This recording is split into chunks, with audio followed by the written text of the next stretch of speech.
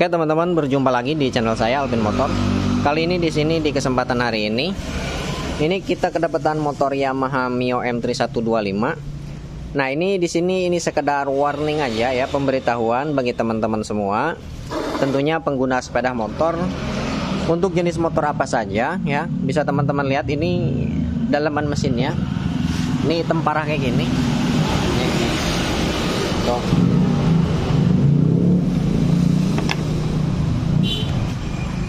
Ini kira-kira penyebabnya apa ya?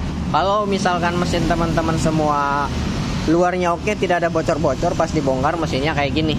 Tuh, dalamannya kita zoom.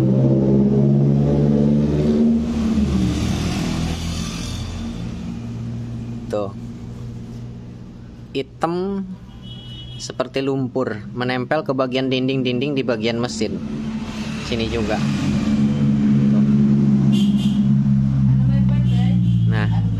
Nah ini fix, yakin sekali bahwasannya setiap pergantian oli menggunakan oli yang murahan, oli KW ya. Udah mah murahan, terus KW, setiap KW itu pasti murahan. Setiap murahan itu pasti KW. Oke ya teman-teman, jika sayang ke kendaraan, tolonglah ganti olinya, jangan menggunakan yang KW yang murah. Jangan tergiur harga murah, apalagi di online shop sekarang banyak harga oli MPEK aja 30.000, 35. Ya Malumatic 30.000, bahkan ada yang 27.000 oli ya Malumatic. Itu secara logika nggak nyambung ya, nggak masuk logika. Masa oli kalau asli mana mungkin dijual segitu, nggak mungkin. Yang ada rugi nanti kalau oli asli dijual kayak gitu. Ya, kalau oli ori nih, kalau oli asli itu nggak mungkin dijual murah, ya. Tapi kalau oli murah, oli KW itu bisa jadi ada potensi dijual mahal gitu. Ngaku-ngaku ori padahal oli KW. Gitu. Ya ini penting sekali, jangan menggunakan oli yang KW. Minimal teman-teman menggunakan oli yang original. Mau merek apapun itu, ya. Mau dari brand apapun itu, yang penting olinya original, jangan yang KW. Terserah, misalkan motor Yamaha mau pakai MPEK 2, nggak masalah. Lagi pula Matic dengan Matic. Yang penting oli yang diususkan untuk Matic. Mau merek apapun boleh, silahkan. Yang penting satu catatan ori. Kalau misalkan original dengan yang KW, itu perbedaannya di bagian dalaman mesin bos ya. Dalaman mesinnya ini bersih kalau menggunakan oli yang original. Adapun saat proses penggantian terlalu lama, kalau menggunakan oli original, dia nggak akan kayak gini, nggak akan nempel seperti lumpur di bagian dinding-dinding mesin, di bagian dalaman mesin nggak akan. Paling dia cuman kuning doang kalau oli ori. Kalau misalnya proses penggantiannya rutin, dalam artian setiap proses penggantian oli di bawah dari 2000 km, itu pasti dalamannya kinclong, bersih, putih ya, kalau menggunakan oli original. Adapun misalkan saat proses penggantian oli menggunakan oli original melebihi kapasitas, misalkan melebihi batas proses penggantian oli, misalkan di 20 km ke atas, misalkan 3000 sampai ke bawahnya 2000, misal 2000 km sampai 3000 km, itu paling nanti efeknya cuman kuning-kuning doang dalaman mesin gitu ya. Jadi disarankan menggunakan oli yang original. Oke. Terus jika efek menggunakan oli seperti ini, semacam seperti ini ya, efeknya nih, lihat boringnya baret tuh bos.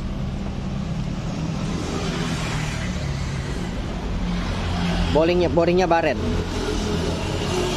Ini bawah, puter. Ini atas. Oke. Kenapa bisa baret di bagian sini? Nih, saya jelasin. Oli Ini sebagai pelumas di bagian komponen-komponen di bagian dalaman mesin, terutama untuk melumasi komponen yang bergerak di bagian dalaman mesin. Terutama di bagian boring, di bagian sini yang fatal nih. Kalau misalkan boring baret seperti ini ada beberapa komponen, ada beberapa faktor, bukan komponen, ada beberapa faktor penyebab. Ya, bisa jadi telat ganti oli. Ya, saat proses penggantian olinya sampai kering. Dan bisa jadi pakai oli KW. Ya. Nantinya yang menyumbat kepada sirkulasi oli KW itu potensi menyumbat di bagian sirkulasi oli. Ya, nih kita buka. Ini di bagian sini, ini saringan oli. Kalau di bagian sini ini mampet, jangan harap oli akan naik bersirkulasi, karena pada dasarnya sebelum oli bersirkulasi, jangankan bersirkulasi ya, oli naik ke pompa oli aja nggak mungkin kalau di bagian sini mampet, karena pada dasarnya sebelum oli bersirkulasi dia akan melalui pompa oli, sedangkan sebelum pompa oli ini saringannya ini. Kalau di bagian sini mampet, oli nggak akan masuk ke pompa oli. Kalau nggak masuk ke pompa oli, kemungkinan nggak akan bersirkulasi gitu kan. Nah sekarang kita buka nih. Ini pakai kunci 17.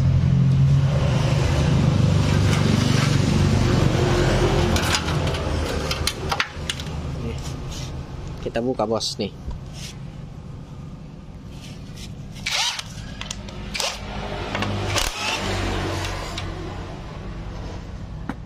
Tuh. Kotor banget. Kalau olinya masih ada, itu buktinya. Dari sini aja, dari filter ini keluarnya banyak loh. Berarti ini pertandanya olinya ada, nggak habis gitu. Berarti baret di bagian sini ini bukan dari oli dong, bukan dari oli, bukan dari maksudnya bukan kekeringan oli dong, melainkan mungkin dari oli palsu, oli KW. Kenapa ini bisa menyumbat ke bagian sirkulasi oli nih? Kita cabut saringannya. Tuh.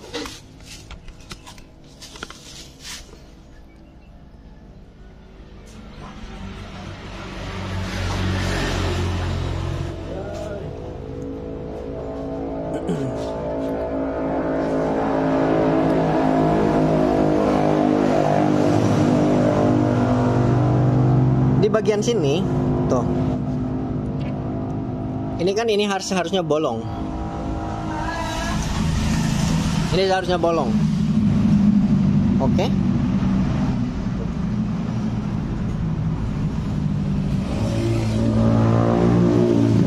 Ini kan posisinya kayak gini. Nanti oli dia masuk dari sini. Set. Nih.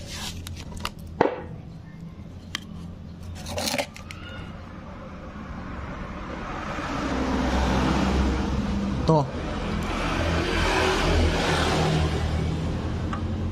Di sini tuh ada bolong di tengah nih.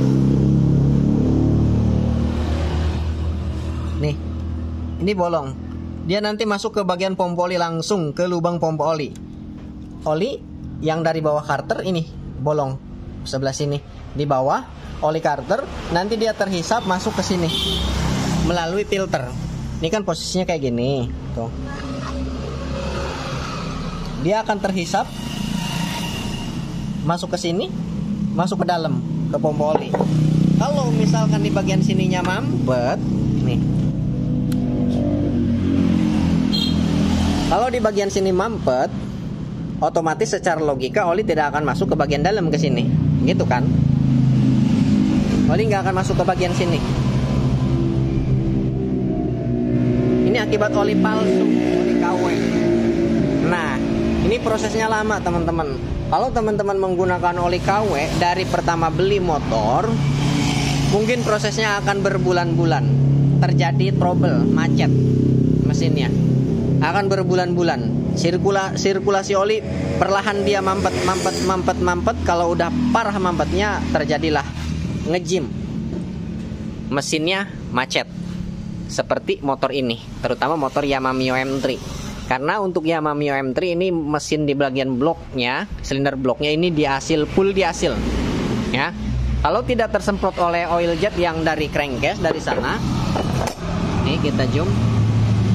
Tuh. Kalau tidak tersemprot oleh oil jet yang di sana, tuh di belakang piston tuh ada tuh, ya. Piston akan cepat ngejim, boring akan baret.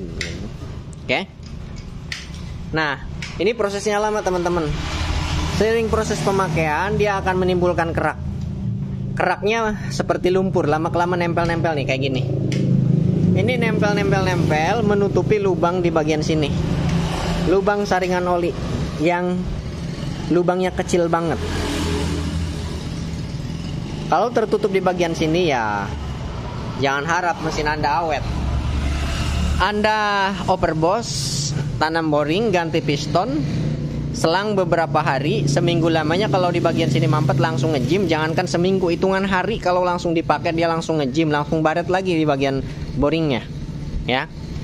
Sekalipun Anda ganti dengan yang original bloknya, kalau di bagian sini mampet, percuma, tidak akan awet. Sehari 2 hari Anda pakai langsung baret. Apalagi yang dihasil. Yakin 100% Anda rakit mesin dengan boringan baru yang full dihasil. Kalau di bagian filter saringan di bagian sini ini mampet, sehari Anda pakai jangan banyak-banyak 1000 km. 1000 km. 1000 km jangan banyak. 1000 km lagi kejauhan 1000 km mah. 15 km atau 10 km langsung macet mesinnya, yakin. Ya. 10 km aja langsung macet. Untuk motor Mio M3 yang boringannya full dihasil, yang di bagian sininya sistemnya oil jet. Penyemprotan ke bagian belakang piston menggunakan oil jet. Nih. Ini kalau mesin menyala, dia akan menyemprot dari sini. Sep, ke belakang piston. Kalau di bagian sini ini tidak keluar oli, tersumbat di bagian sini, jangan harap mesin awet. Buang-buang duit Anda beli boring baru, Anda quarter, buang-buang duit percuma, tidak akan awet. Hari itu Anda pasang, hari itu Anda pakai langsung macet, mesinnya berisik lagi. Oke.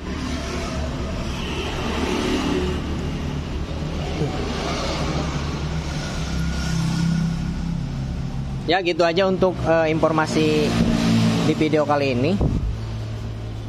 Kalau misalkan sudah terjadi kayak gini menggunakan oli yang KW kayak gini, ya, ini udah kotor banget, ini udah terlanjur.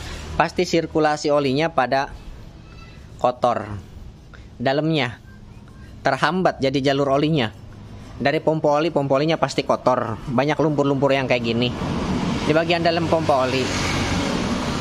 Ini juga berpotensi tidak akan awet walaupun saringan ini sudah dibersihkan karena terlanjur jalur olinya, sirkulasi olinya udah kotor, ya, terkontaminasi oleh nih lumpur yang diakibatkan tercipta lumpur ini dari oli palsu, oli KW. Ini pembersihannya juga harus maksimal kalau pengen awet mesinnya. Gitu kan, bikin repot mekanik, terutama mekanik yang jujur gitu. Oke, bikin repot.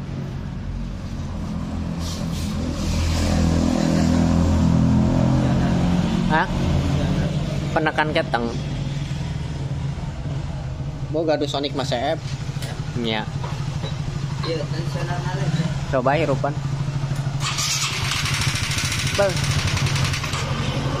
Bisa jadi. Coba hirupan. Bisa jadi.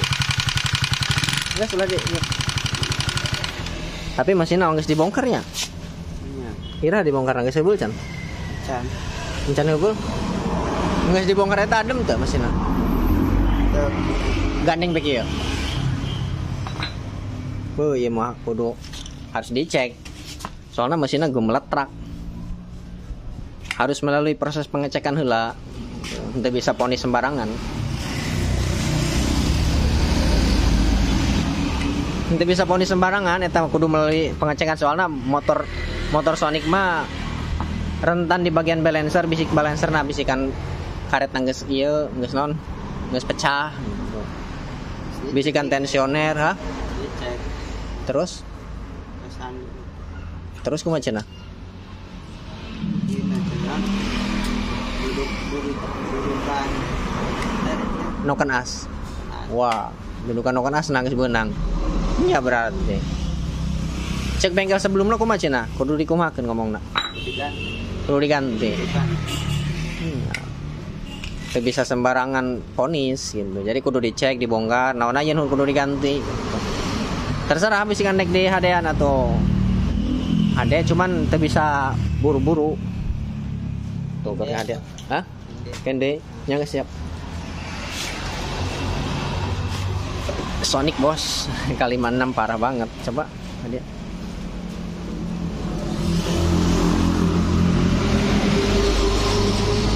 Asli shopnya. Yes, cuman kayak itu. Sama suara mesin sih elek. Ya, LS suara knalpot yang suara mesin gandengan suara mesin. Oke, teman-teman, ini sampai mana tadi? Lupa nih. Nah, untuk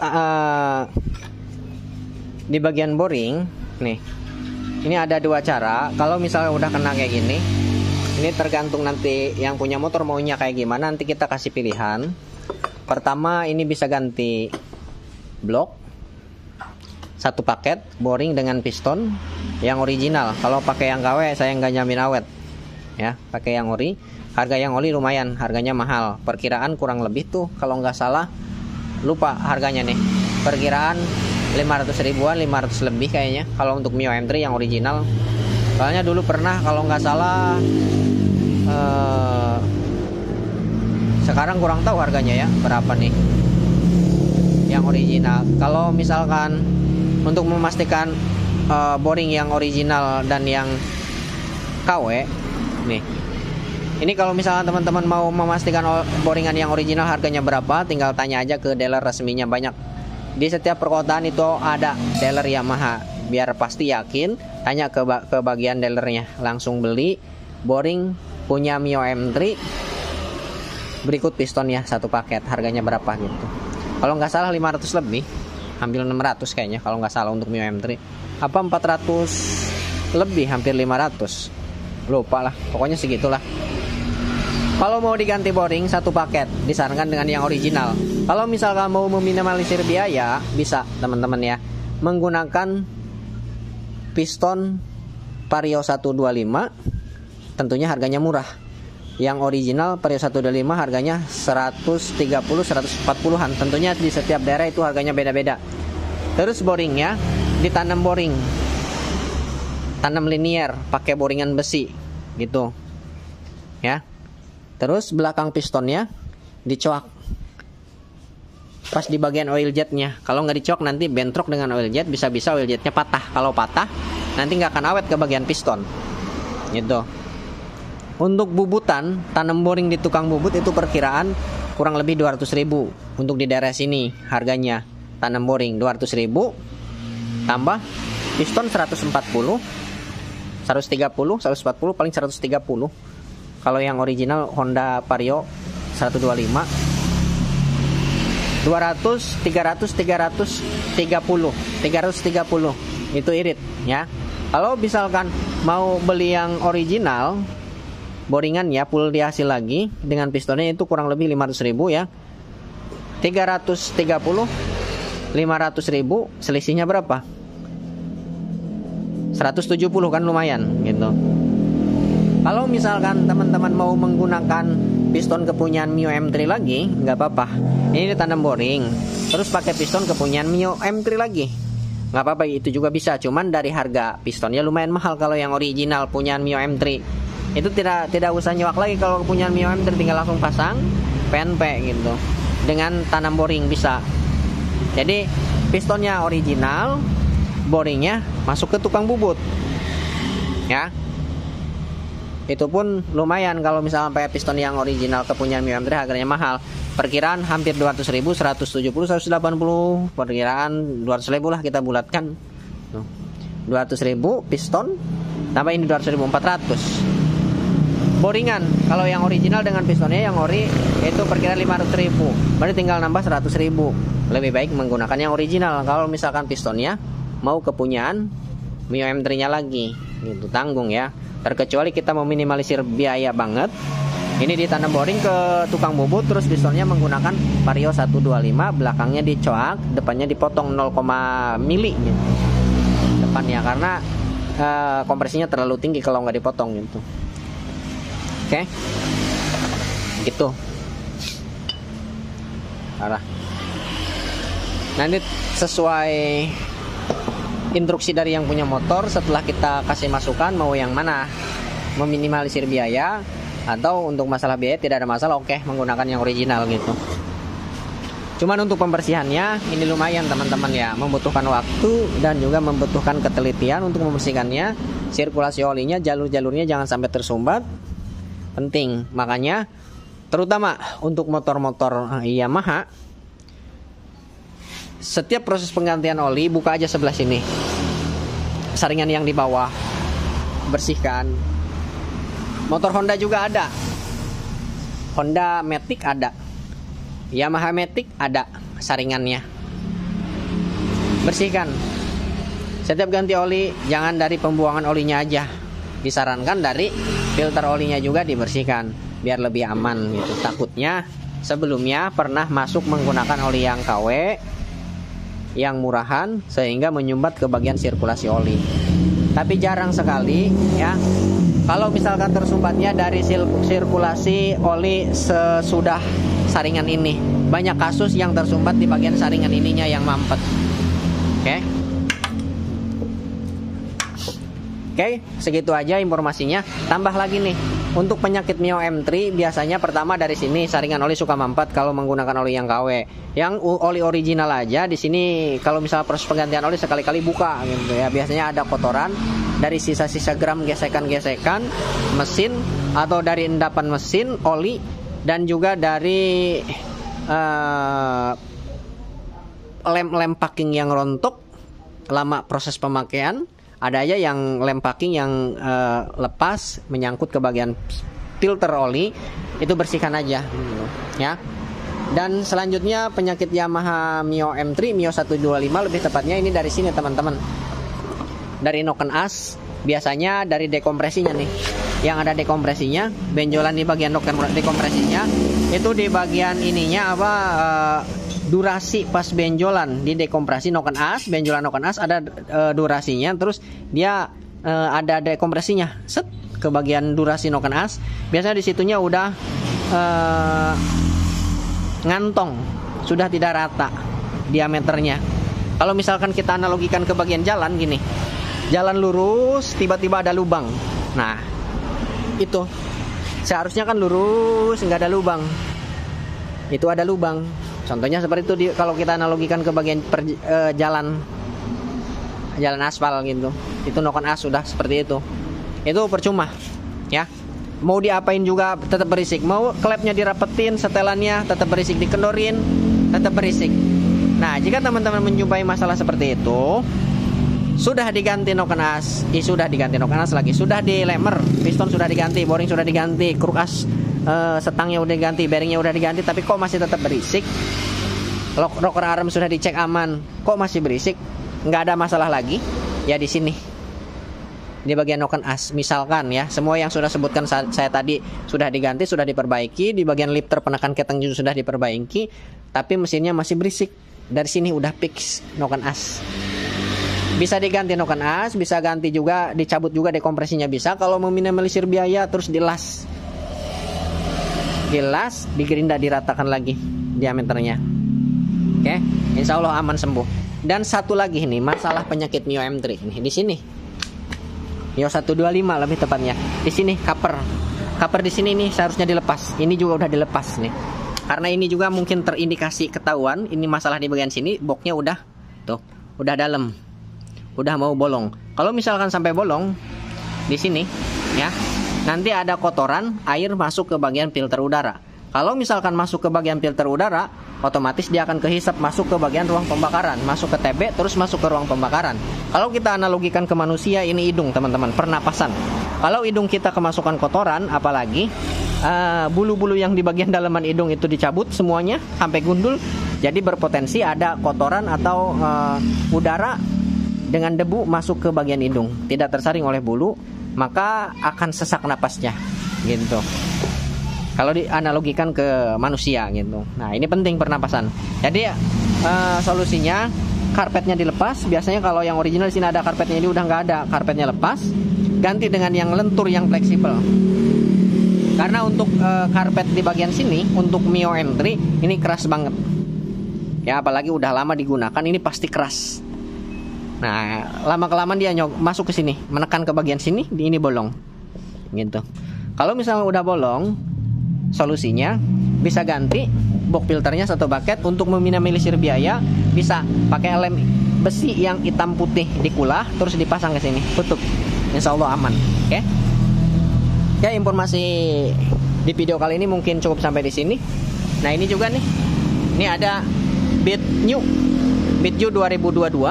Ini udah bermasalah di bagian lumah roller.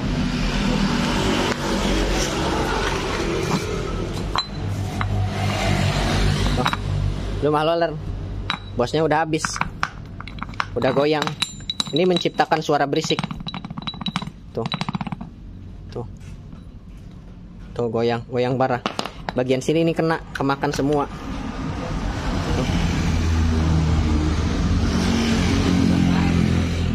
Rollernya udah lepas. Rollernya lepas, pada terkelupas tuh. Oke. Ini untuk pemasangan di bagian sini, makanya jangan sampai kebalik teman-teman. Kalau misalnya kebalik, ini rollernya pasti lepas kayak gini. Lama-kelamaan pasti lepas. Nah, lepas kayak gini. Ini kan sisinya ada yang terbuka dan yang tertutup nih. Ini contohnya yang belum lepas nih. Ini ada yang tertutup dan ini terbuka. Jadi untuk pemasangannya, yang tertutup ini letaknya sebelah sini, ke sini. Kan muternya ke depan. Jadi daya tekan yang paling tinggi itu dari sini. Ini. Kalau misalkan pemasangannya kebalik, otomatis ini yang terbuka ini menekan ke bagian sini, ke sini kayak gini. Lama-kelamaan ini akan habis. Terus si besinya dalaman roller ini akan keluar menghantam ke bagian dinding di bagian lumah roller. Makanya sampai habis nantinya di sininya tuh kemakan. Oke? Itu. Dan juga ini kenapa kok bisa kayak gini? Padahal motornya belum lama gitu, keluaran muda gitu. Kenapa kok bisa kayak gini?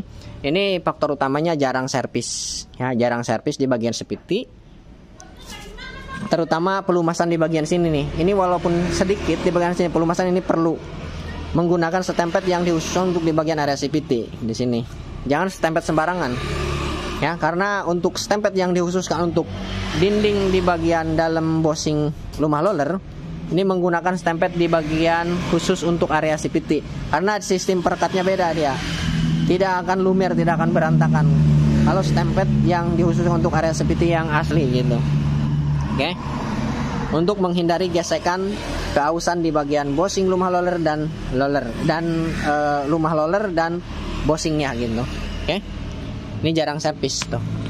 Kalau udah kayak gini, ini jajan banyak ya, ganti bosingnya udah kemakan, ganti rumah roller, ganti slide piece, ganti roller, PBL juga udah pada retak-retak tuh. Ini berpotensi putus. Kalau perjalanan jauh ini akan putus di perjalanan ya. Untuk informasi harganya, lumayan harganya mahal. Perkiraan roller yang original tergantung tempat ya, tergantung daerah. Yang original untuk KOJ perkiraan 50 sampai 60 atau 65. Lumah roller yang original untuk KOJ 90, 100, 110, 115 bervariasi harganya teman-teman, tergantung daerah. Karena lebih jauh lagi daerah itu distributornya lebih jauh lagi untuk pengirimannya, makanya harganya lebih mahal kalau untuk lokasi yang jauh dari distributor pengiriman spare part gitu. PBL perkiraan harganya 120, 130, 140 gitu yang original, oke.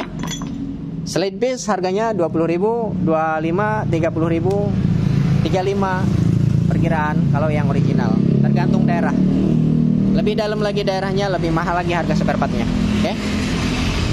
Oke teman-teman, mungkin videonya cukup sampai di sini. Ini sekedar info aja bagi pengguna motor Yamaha Mio MT terutama, ya.